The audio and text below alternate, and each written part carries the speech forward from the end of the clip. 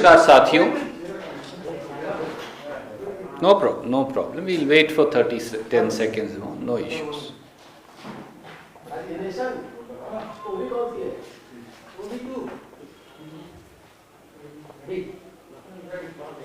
Are you okay? नमस्कार साथियों. आज दो बहुत महत्वपूर्ण मुद्दों को लेकर हम आपके बीच उपस्थित हैं, पर उससे पहले मैं आप सबको नववर्ष की, आपके परिवार को, आपके सब दर्शकों और पाठकों को शुभकामनाएं देता हूं और उम्मीद करता हूं कि नया वर्ष आपके लिए नई खुशी, सुख और समृद्धि और अच्छी सेहत लेकर आए. और ओमिक्रॉन वायरस के चारों ओर फैलाव के इस वक्त में मैं आपकी अच्छी सेहत की भी शुभकामनाएं आपको देता हूं. आज हम दो बड़े महत्वपूर्ण मुद्दे लेकर आपके बीच में उपस्थित हैं. भारतीय जनता पार्टी और प्रधानमंत्री नरेंद्र मोदी जी द्वारा नियुक्त किए गए राज्यपाल महोदय सत्यपाल मलिक जी और प्रधानमंत्री मोदी जी की जो बातचीत हुई, जिसका खुलासा सामने आया है, उसने पूरे देश को स्तब्ध कर दिया है. प्रधानमंत्री के अहंकार का, प्रधानमंत्री की किसान विरोधी मानसिकता का, प्रधानमंत्री की किसान और अन्नदाता विरोधी सोच का, इससे बड़ा जीता जागता ज्वलंत सबूत कोई नहीं हो सकता. मोदी जी को अब सामने आकर बताना चाहिए कि क्या उन्होंने गवर्नर सत्यपाल मलिक जी को देश के अन्नदाता किसान को अपमानित करते हुए अहंकारी तरीके से यहां तक कह डाला कि अगर किसान मरे हैं तो क्या यह भाजपा या मोदी के लिए मरे हैं. देश के अन्नदाता किसान दिल्ली की सीमा पर न्याय की गुहार लगाते हुए दम तोड़ रहे थे और मोदी जी चंद पूंजीपतियों की दुकान चलाने की बिसात बिछा रहे थे.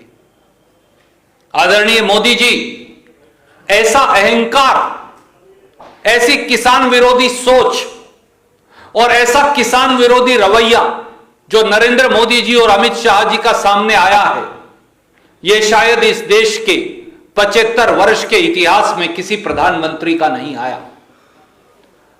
हमारी यह मांग है इस देश के 62 करोड़ अन्नदाताओं की ओर से कि प्रधानमंत्री नरेंद्र मोदी, अमित शाह दोनों सामने आकर देश के अन्नदाता किसानों से माफी मांगे बगैर शर्त और यह बताएं कि किस तारीख तक जो हमारे 700 किसान शहीद हुए उनके परिवारजनों को मुआवजा, परिवारजनों को एक सरकारी नौकरी, जो झूठे मुकदमे उत्तर प्रदेश से हरियाणा तक दर्ज हुए हैं उनकी वापसी, और एमएसपी की कमेटी का जो वादा किया था जिसका गठन भी नहीं हुआ, वो एमएसपी की कमेटी का गठन कब तक होकर कितने दिनों में वो रिपोर्ट सामने आएगी ताकि किसान को न्यूनतम समर्थन मूल्य का एक गारंटी शुदा आर्किटेक्चर मिल सके.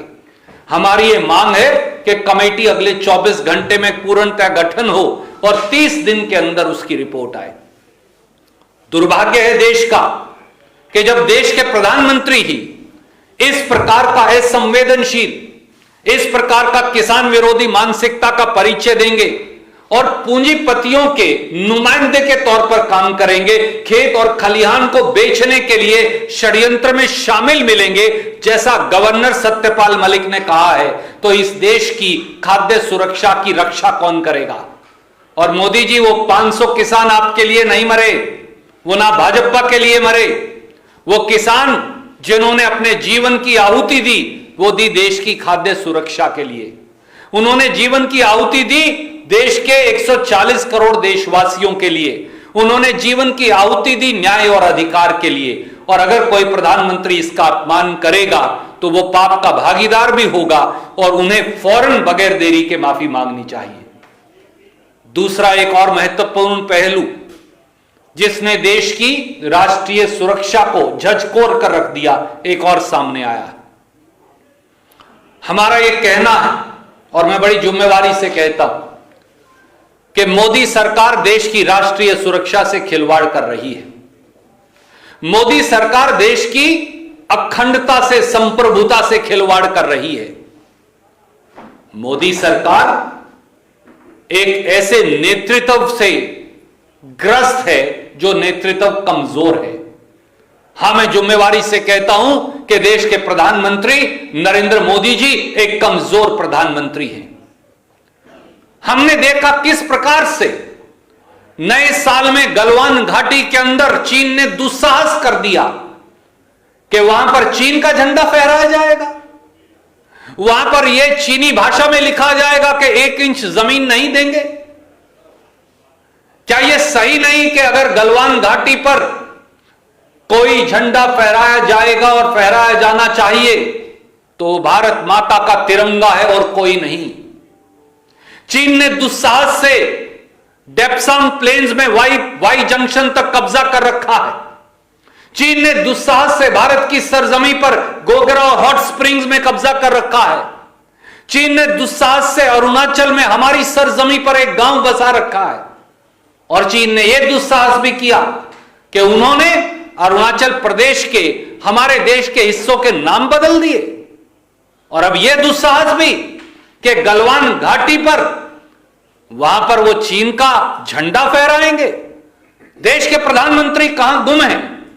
मोदी जी, आप मौन क्यों हैं? आप चीन का शब्द कहने से डरते क्यों हैं? चीन से घबराते क्यों हैं? चीन ने जो भारत की सरजमी पर कब्जा कर रखा है, वो कब्जा कब छुड़वाएंगे और चीन को लाल आंख दिखाकर कब जवाब देंगे? चीन की आंख में आंख डालकर कब बात करेंगे?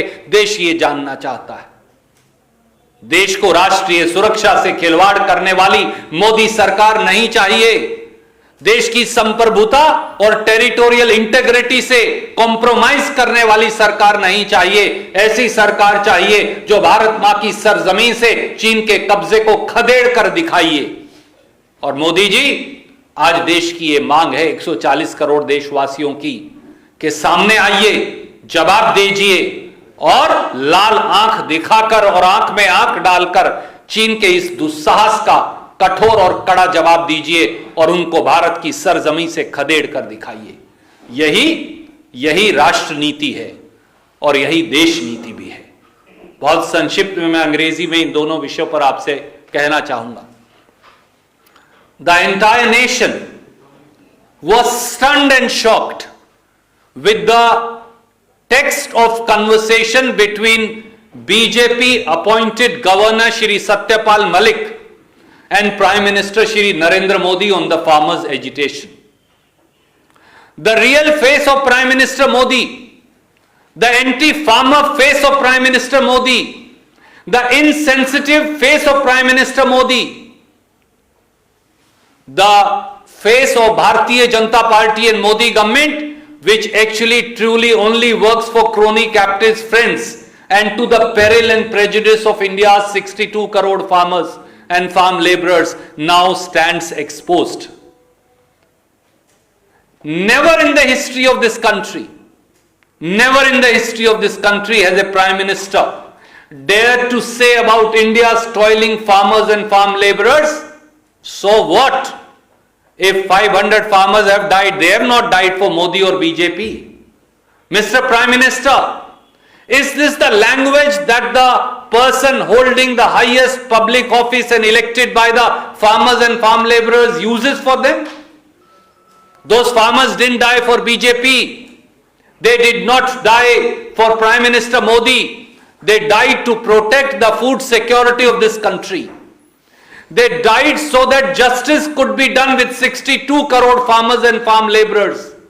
And to dishonor their memory by none less than the Prime Minister himself is actually most regrettable and condemnable. If Governor Satyapal Malik is lying, please sack Governor Satyapal Malik today and register an FIR against him. And if he is not lying, then Prime Minister Modi must come forward. Amit Shah ji must come forward and apologize to India's toiling farmers and farm laborers. Otherwise, they will never pardon you. Neither will the 700 farmers, neither will their soul who have sacrificed themselves, nor will the 62 crore farmers will pardon you. And Mr. Modi, we demand that today, please come forward and announce compensation for next of kin of each one of the 700 farmers. Announce a government job of Government of India for them. Also, announce withdrawal of every single criminal case registered falsely from Uttar Pradesh to Haryana, and announce constitution of the committee to decide on the compulsory MSP architecture, and ensure that the committee is constituted not only within 24 hours, but it delivers a report within next 30 days, so that farmers of India know what is the possibility or what is the way forward about grant of minimum support price for their produce to them. This is least that is expected of the Prime Minister. You can no longer remain quiet, Mr. Prime Minister. You can no longer remain mum. Otherwise, it would be proven that Prime Minister of India, Shri Narendra Modi, and his government only works for handful of crony capitalists and actually is arrogant and insensitive and intemperate vis-a-vis the demands of the toiling farmers and farm laborers of this country, and they will then not pardon you. There is a second important issue, my friends, and that issue relates to national security and territorial integrity of India. With a sense of responsibility, I must say today, Modi government has compromised national security. With a sense of pain, I must say that Modi government has compromised India's territorial integrity. With a sense of dismay, I must say that we have a weak-kneed Prime Minister in Prime Minister Narendra Modi. Why are you not rising up to the gauntlet that China throws at us, Delhi? Mr. Prime Minister, the entire country and the world saw as to how the Chinese unfurled the Chinese flag in Galwan Valley and wrote in Chinese language that they will not give an inch of land back. How dare China? How dare China raise the Chinese flag over Galwan Valley where only the Indian tricolor can be flown, unfurled, proudly? How dare China continue to occupy Indian territory in Depsang Plains up to Y Junction and our Prime Minister remains mum? How dare China continue to illegally occupy Indian territory in Gogra Hot Springs and our government doesn't utter a word? How dare China occupy and set up a village in our territory in Arunachal Pradesh and we remain quiet about it? How dare China dare to rename 26-27 places in the state of Arunachal Pradesh, which is an integral part of our motherland India? And why is Prime Minister mum? Why is Prime Minister quiet and silent? Why is Defence Minister not uttering a word? It is the bounden duty of our government and Prime Minister Shri Narendra Modi to ensure that Chinese transgression into India's territory is defeated decisively. To use your own words, Mr. Prime Minister, please show red eyes to China. Please look into their eyes and ensure that the Chinese transgression are decisively defeated. The constitutional duty, the moral duty, the legal duty, the ethical duty is upon you. So do not be scared.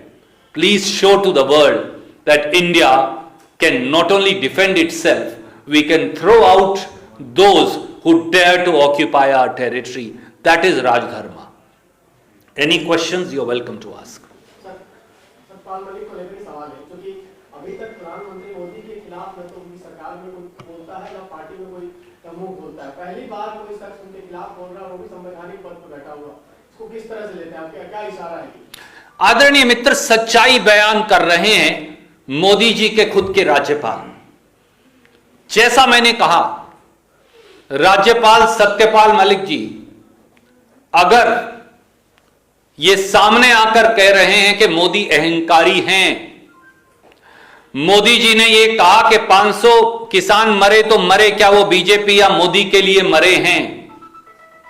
अगर मोदी जी ने अपने ही राज्यपाल को यह कहा कि किसानों की मांग को वो मानने को तैयार नहीं, अगर मोदी जी ने अपने ही गवर्नर सत्यपाल मलिक जी को यह कहा कि वो किसानों की जायज मांगों के प्रति संवेदनशील ही नहीं, तो क्या यह नहीं दिखाता कि देश के प्रधानमंत्री का चेहरा ही किसान विरोधी है, उनकी सोच और मानसिकता ही किसान विरोधी है, उनका रास्ता ही किसान विरोधी है?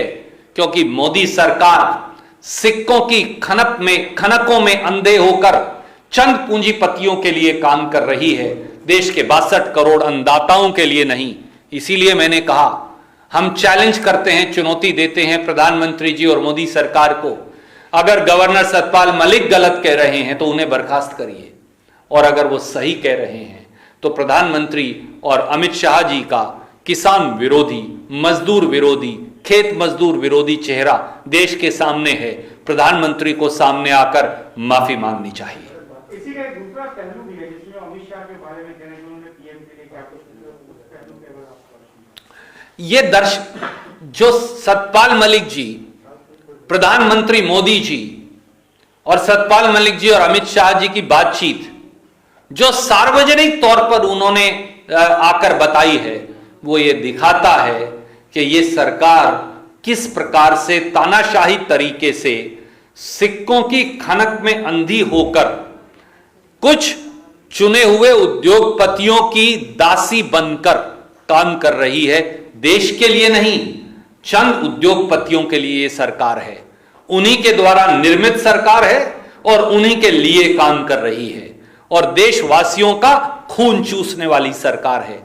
जिस प्रकार का विरोधाभास एक राज्यपाल, एक गृह मंत्री और प्रधानमंत्री के अंदर भी नजर आया, जिस प्रकार का अहंकार और जिस प्रकार की अपमानजनक शब्दावली देश के अन्नदाता के लिए सामने आई, ये दर्शाता है कि अब इस सरकार को चलता करने के अलावा और प्रधानमंत्री को उनकी गद्दी पर शायद अब बने रहने का अधिकार नहीं रहा। इस सरकार को चलता करने के अलावा अब कोई रास्ता नहीं बचा।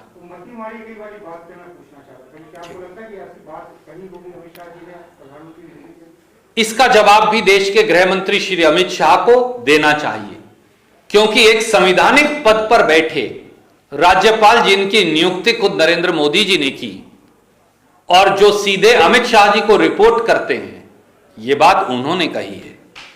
अगर देश के गृह मंत्री ये मानते हैं कि प्रधानमंत्री की अकल मारी गई है, तो क्या यह नहीं बताता कि इस देश की सरकार में कितना विरोधाभास भी है और क्या कुछ गलत है? अगर देश के गृह मंत्री को ही देश के प्रधानमंत्री पर विश्वास नहीं और राज्यपाल के सामने दोनों देश के अन्नदाताओं को जिस प्रकार की अपमानजनक भाषा का इस्तेमाल करते हैं, यह दर्शाता है कि यह सरकार संविधान निर्मित सरकार तो कागज पर हो सकती है, पर यह सरकार संविधान के मुताबिक नहीं, पूंजीपतियों के सिक्के की खनक के मुताबिक चलाई जा रही है। Any other question? You welcome. Yes. Yogi ji ने अमेठी में बोला है कि राहुल गांधी एक्सीडेंटल हिंदू हैं। एक गलवान पे एक सवाल है जी, आप पहले गलवान पे मैं ले लूं, फिर उधर आ जाऊंगा, सो दैट दीज इश्यूज होगा। आपने भी गलवान में जो झंडा फहराया गया इसका एक रिपोर्ट है, उसके बात इनसे ज्यादा आगे बढ़ गई लगती है। सुरक्षा सूत्रों के हवाले से बीते रिपोर्ट ये आ रही है कि पैंगोंग पे चीन अपनी तरफ की सही लेकिन एक ब्रिज बना रहा है, इस पे कांग्रेस पार्टी क्या? याद करिए, ऑल पार्टी मीटिंग में प्रधानमंत्री मोदी जी ने यह कहा कि कोई हमारे देश के अंदर घुसा ही नहीं। फिर अक्टूबर तक 13 राउंड्स की वार्ता किस लिए कर रहे थे?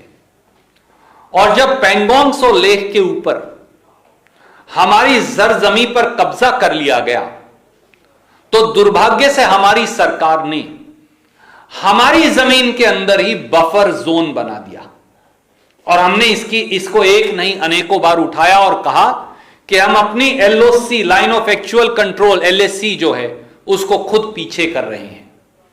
पर इसके बावजूद भी बाकी जगह से चीन का कब्जा नहीं हटा, और जिस प्रकार से समझौते के विरुद्ध अब चीन उस नो गो जोन के अंदर निर्माण कर रहा है, यह चीन एक और दुस्साहस कर रहा है और प्रवोक कर रहा है भारत की सेना को भी और भारत की सरकार को भी। पर भारत की सरकार चुप क्यों है? मोदी जी चीन से डरते क्यों हैं?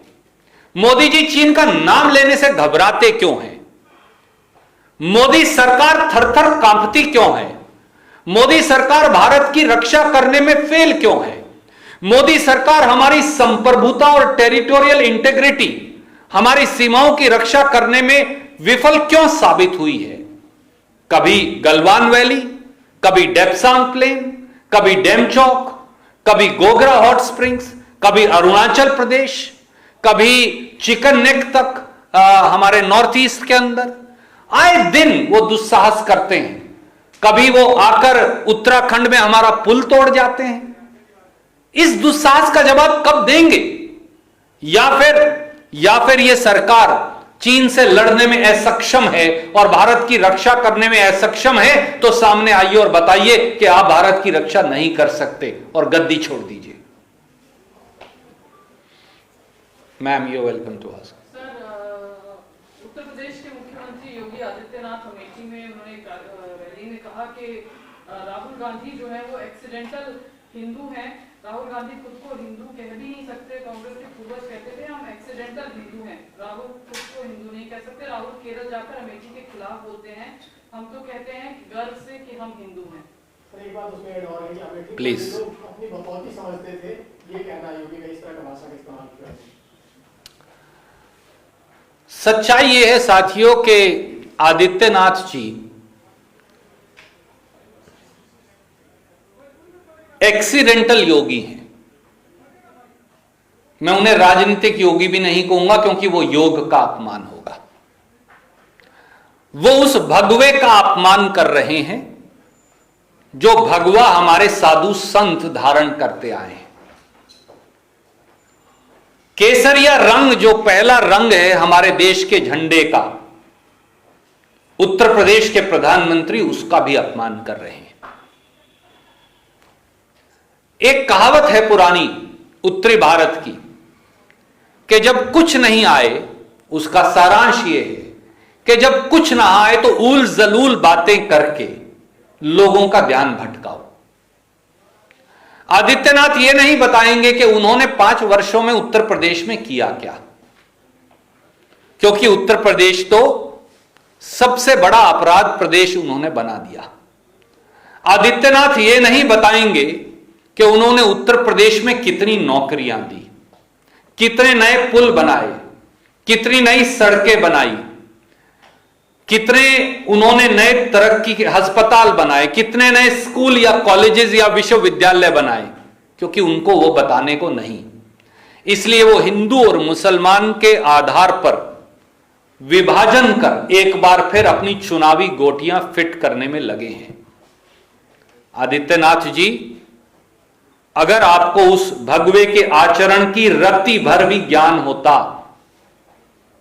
तो आप ये बता सकते और समझ सकते और आत्मसात कर पाते कि हिंदू वो है जो प्रेम का आचरण करता है, हिंदू वो है जो सहनशीलता है, हिंदू अपनत्व है, हिंदू अपनापन है, हिंदू भाईचारा है, हिंदू सदाचार है। इसीलिए हिंदू धर्म सनातन है। हिंदू धर्म तो वो है जो दूसरे धर्मों का भी आदर करता है। हिंदू धर्म नफरत नहीं फैलाता। वो आदित्यनाथ जी का आचरण तो हो सकता है, पर यह कहकर ना भगवे का अपमान करिए, ना इस देश की गंगा जमनी तहजीब का। धन्यवाद।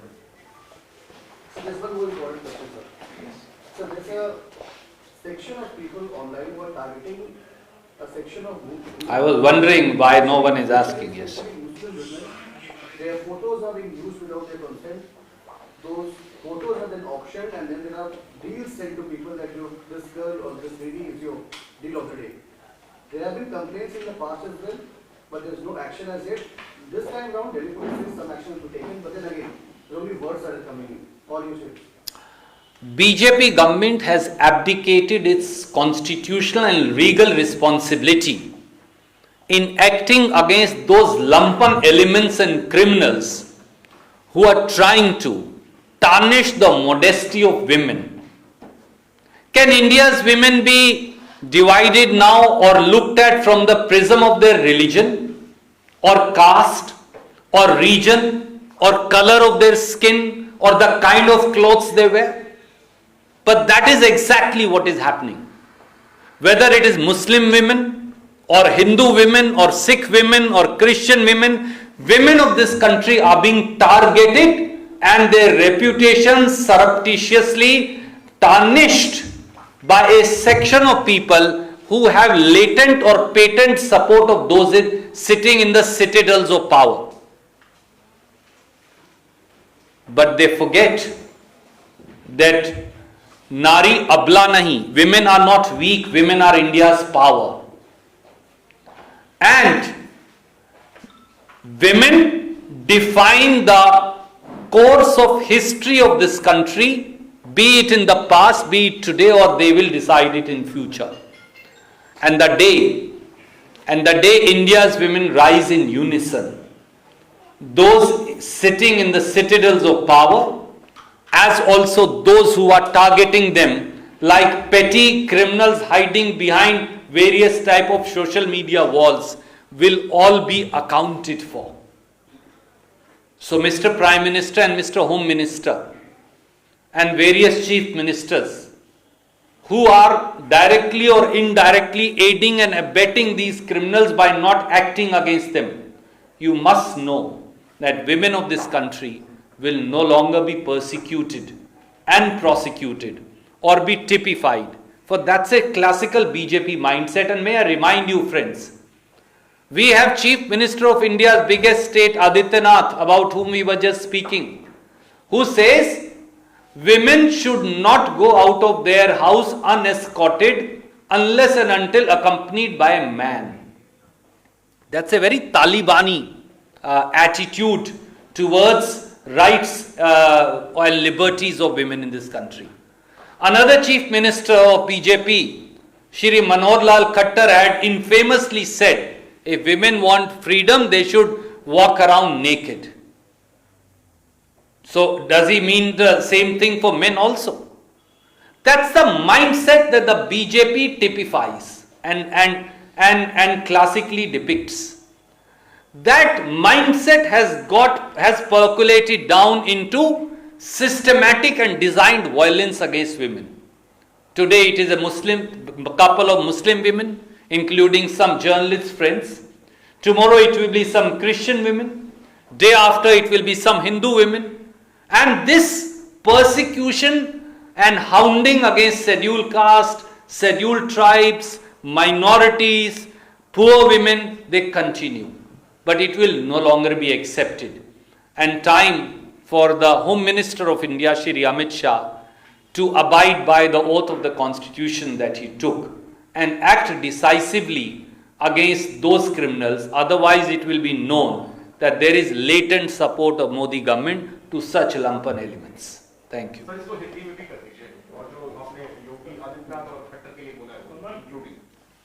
आदरणीय मित्र, इस देश में महिलाओं की अस्मत पर, उनके स्वाभिमान पर, उनकी स्वावलंबिता पर हमला बोला जा रहा है। क्या आप इस देश की महिलाओं को अब धर्म के आधार पर, जाति के आधार पर, क्षेत्रवाद या रंग के आधार पर बांट सकते हैं? जवाब नहीं में है। महिला, इस हिंदुस्तान की महिला अबला नहीं, हिंदुस्तान की महिला शक्ति है। वो देश की आधी शक्ति नहीं। उस हिंदुस्तान की महिलाओं ने हमेशा देश का इतिहास लिखा है, आज लिख रही हैं और भविष्य लिखेंगी। देश की महिलाओं को अबला या कमजोर मानने वाले लोग या उनके खिलाफ मुसलमान या हिंदू या ईसाई मानकर अपराध करने वाले लोगों को कहीं ना कहीं भाजपा और मोदी सरकार का प्रत्यक्ष या परोक्ष संरक्षण है। यह उस महिला विरोधी भाजपा और आरएसएस की मानसिकता को दर्शाता है जो उनके मुख्यमंत्री कई बार बोल चुके। आदित्यनाथ जी ने तो यह तक कह दिया था कि महिलाओं को अगर घर से बाहर निकलना है तो पुरुष के संरक्षण या सानिध्य में ही बाहर जाना चाहिए। शायद तालिबान भी इसी प्रकार की भाषा का इस्तेमाल करते आए हैं और शायद आज भी कर रहे हैं। एक और मुख्यमंत्री श्री मनोहर लाल खट्टर जी ने तो यह भी कह दिया था कि अगर महिलाओं को स्वतंत्रता चाहिए तो उन्हें निर्वस्त्र होकर घर से बाहर जाना चाहिए। जब चुने हुए प्रतिनिधि सबसे बड़े प्रदेशों के बीजेपी के मुख्यमंत्री इस भाषा का इस्तेमाल करेंगे तो स्वाभाविक तौर से महिलाओं के खिलाफ अपराध बढ़ेंगे, क्योंकि वो सारी मानसिकता फिर नीचे तक जाएगी और उन लोगों को प्रत्यक्ष और परोक्ष तौर से सरकार में बैठे सफेद पोशों का संरक्षण मिलेगा। पर जान लें, श्री अमित शाह जिनकी संवैधानिक कर्तव्य है कि वो ऐसे अपराधियों के खिलाफ निर्णायक कार्रवाई करें, या तो कार्रवाई करिए वरना यह साबित हो जाएगा कि इस देश की महिलाओं को आप प्रताड़ित करने वाले लोगों को प्रत्यक्ष या परोक्ष संरक्षण दे रहे हैं। धन्यवाद।